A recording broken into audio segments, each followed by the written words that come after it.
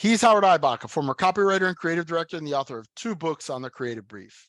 And he's Henry Gomez, an ad agency strategist with over 27 years of experience. Together, Henry and I are the Brief Brothers. We love talking about creative briefs, briefing, and advertising. We're back for another episode, Henry. Today, we're going to use the latest essay by our friend and super creative George Tannenbaum as the fodder for our discussion. He wrote a piece this week called I'll Be Brief, where he discusses creative briefs. It's not a topic he talks about very often. So the fact that he took it on, I think was fascinating. And when, we love George, we've had him on our show before. So when he weighs in on a subject that you and I care deeply about, we pay attention. And he had a few interesting comments. I'm going to do a quick screen share. So we're not going to read the whole piece, but we'll just look at it. I think some of the key lines, and you picked out 1 or 2 here. I think near the end, he says, we'll scroll down to the end. He said, this is not a screed against briefs. It is, as always, a screed against excuses not to think. There are way too many of those excuses and way too many ways to excuse those excuses. So his complaints about a creative brief are essentially things that we've talked about before and we've heard about before. What is it that creatives expect when they see a creative brief? And what are they delivered? And I love the way you describe your objective or your goals when you write a brief, Henry. You say, my objective is to try to write an inspiring brief, but if I can't get to that inspirational quality, I want to write a brief that's clear, that creatives can work with. So given what George has talked about in this, I think, astute and well thought out essay on his Ad Aged blog post, what are your thoughts about his comments? I largely agree with everything that he wrote here. I mean, we can pick out like a line here or there. Like he talks about that line where he says the idea of the brief as panacea is dopey. Kind of feels a little bit like a straw man argument. Like who is actually saying the brief is a panacea? But at the same time, I could see where some people might overstate the importance of a brief, or maybe it's based on the expectation that they have of a brief, right? And so my experience is that some creatives have different expectations of a brief, and some would like to have their hand held and receive more of a solution than a challenge, where others are perfectly fine with a challenge, which is interesting because further down in the column, George, who's a great copywriter, a great creative, talks about that to him, a brief has always been a provocation, right? And then, so he's not looking for it to be a solution. He's looking for it to be a provocation, which to me is a healthy approach for a creative to have. But it could be clients, it could be account people, it could be strategists, maybe that, have too much expectation of a brief. But like you said, I first set out to make sure that, hey, is this thing clear? Like, are they going to know what to do after I present them with this brief? And then hopefully it's something more than that. It's something inspiring that gets them to start thinking of ideas that in different directions. And that's, the nature to me of a brief. But how he closes the piece to me is really important, because he talks about making excuses for not thinking. And to me, the worst briefs are the ones that are filled out as if a form, right? Thoughtlessly, mindlessly. And a good brief requires thoughtfulness, and thoughtfulness requires meditation and time and digesting materials and synthesis and coming up with something like, okay, I'm going to think about this. I'm going to write this thing. I'm going to make choices.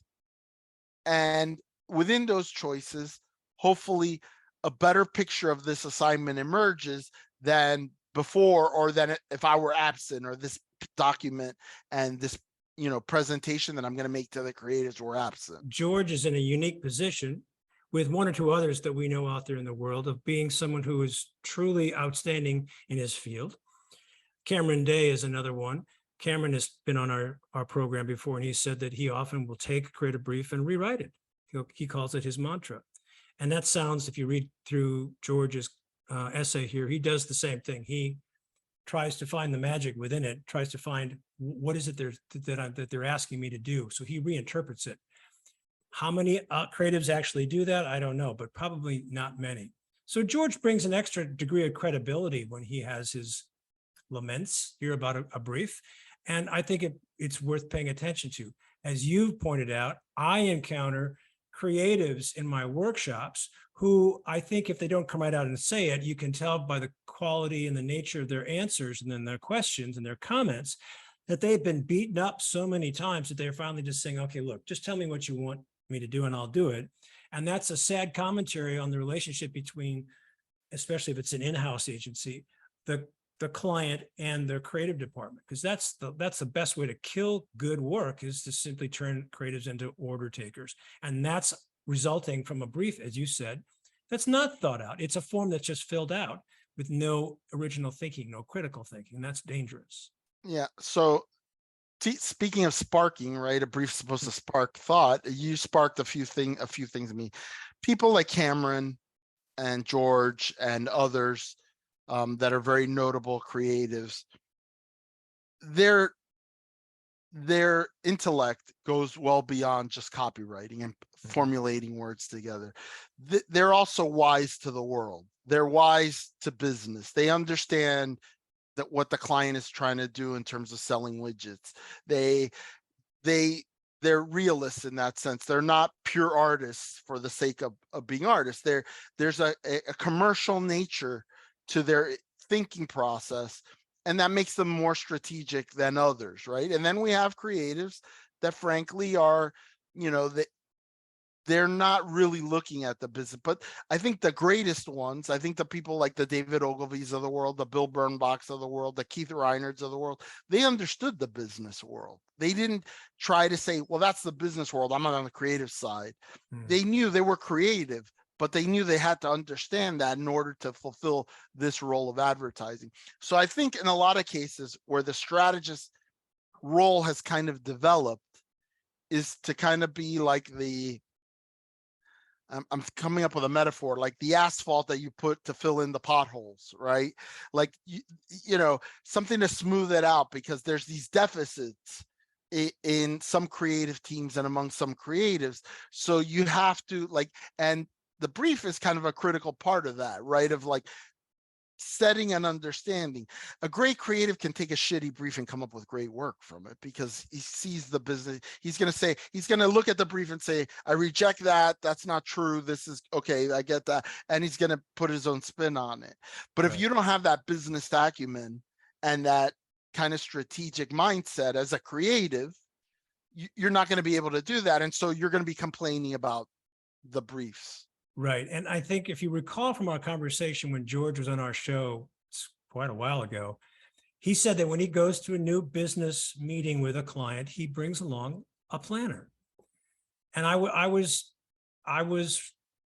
not stunned, but pleasantly surprised to hear him say that. Because, again, he says in this essay that he's not dissing briefs or the brief writers. He's simply saying, I want to make sure that all brief writers give it the energy and the brain power that it requires. And so he works with planners that he respects, and they're part of his team when he goes. He says in the piece that my best friends in agencies almost always have been planners. Yeah. So he understands the role, he understands the importance, but I think as someone who's been in the business as long as he has, he's tired of seeing briefs that just don't even cut it at the most basic level. And that's how I felt when I got started in the business of training people on how to write a brief. I just read so many bad briefs. And my response to George, because I saw this post on his LinkedIn post, and I responded and I said, I don't disagree with anything you say here, as you remarked at the beginning of our conversation. But the fact is, there are some really great briefs out there. They're rare, but they exist, and they create a kind of a very high bar that we need to look to establish a standard when we write a brief. The problem is, I don't know how many brief writers out there know about these very briefs, which is one of the reasons I started the Creative Brief Archive to house these briefs. And Biba Madison has done the same thing with her Creative Brief Bank. So between the two of us and maybe one or two others, there are growing repositories of briefs. As you pointed out rightly, and I haven't said this as much, I'm not discriminating against the good brief versus the bad brief on these repositories. I'm just housing them. Yeah. We need to see the good and the bad, because then we'll know what the good really. Exactly. And so a couple of things while you were talking, and I mentioned that line from George where he says, "For better or for worse, my best friends and agencies have almost always been planners." And I think that probably speaks to what I was saying earlier. George is a guy who has business acumen.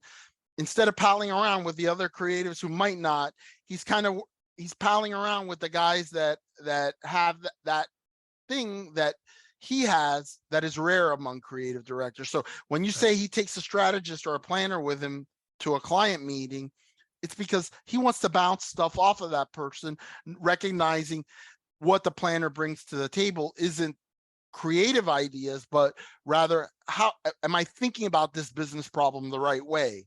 What are some lateral thinking we could do about this business problem? So he's almost describing a dupla situation, right? Where his dupla is not an art director, but a strategist in terms of taking on an assignment. And the other thing I wanted to say real quick about the Creative Brief Archive and looking at briefs, it's not a prerequisite to read other people's briefs to be a good brief writer. I didn't have the benefit of doing that. I had to do it the old-fashioned way, trial and error. What it is a good shortcut and a good measuring stick to say, oh, I really like this brief. I like the way the person wrote it. I think that's a very clever insight. Whoa, I never thought about writing a target description like that. What a shitty brief this is. Look at how long it is. I can't do anything with 18 to 34 women. Like, what does that mean? You know, it's fodder for us analyzing our own work. In contrast, say, I've done better than that. I've done worse than that.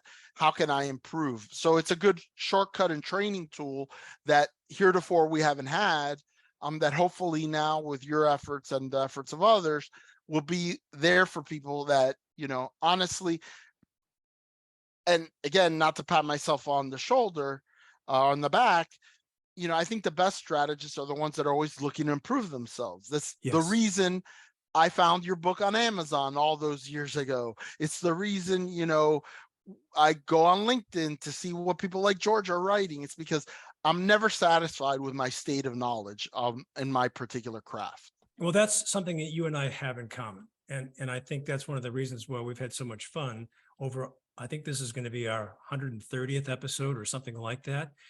Who'd have thunk we could continue a conversation on the Creative Brief for that long a time? So for all the efforts that you and I are trying to bring to the task for the archive and for Biba's work, and thankfully to George, someone of his stature can shine a very bright light on the weaknesses and the strengths of a brief. This is all helping. This is all bringing attention to something that we need to focus on, because as you and I have said before, the creative brief is the first step in the creative process. Fall down here, everything else falls apart. So let's try to get it right, you know? Yeah, not necessarily fall apart, but you're just giving yourself so much of a better head start if you have a good brief, right? Like I said, a great creative could salvage a shitty brief. But why do we want to get down 3 runs in the bottom of the 9th? Like exactly. So good stuff, Henry. Good stuff, Howard. He's Henry Gomez. And he's Howard Eibach, and together we're the Brief Brothers. Till next time. Bye-bye. Bye.